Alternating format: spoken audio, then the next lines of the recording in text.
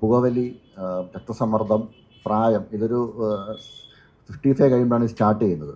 അല്ല താഴെ വളരെ വളരെ അപൂർവമാണ്. താഴെ ഉണ്ടാകുന്ന പലപ്പോഴും ജനറ്റിക് ലിങ്ക്ഡോ അല്ലെങ്കിൽ എന്തെങ്കിലും കൊളസ്ട്രോളിൻ്റെ അസുഖമുള്ളതല്ലേ ഉള്ളൂ.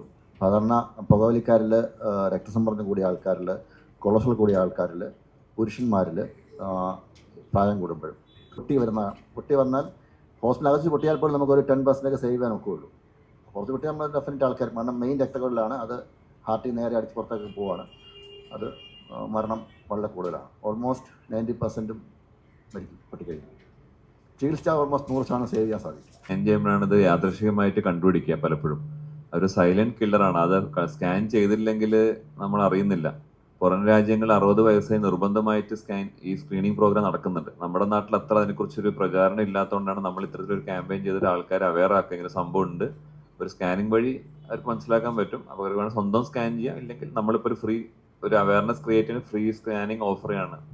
ഈ ഹൈ റിസ്ക് കാറ്റഗറി സാറ് പറഞ്ഞ പോലെ 65 വയസ്സിന് മുകളിൽ smokers, diabetic, hypertensive, male patients, ഇത്രയും ഹൈ റിസ്ക് ഉണ്ടെങ്കിൽ അവർക്ക് വന്ന് ജസ്റ്റ് ഒരു സ്കാൻ വഴി നമുക്ക് ഏകദേശം പിക്ക് ചെയ്ത് പറഞ്ഞു കൊടുക്കാൻ പറ്റും. ഇപ്പോൾ എൻ്റെ 62 സെൻറ്റിമീറ്റർ വരെയാണ്.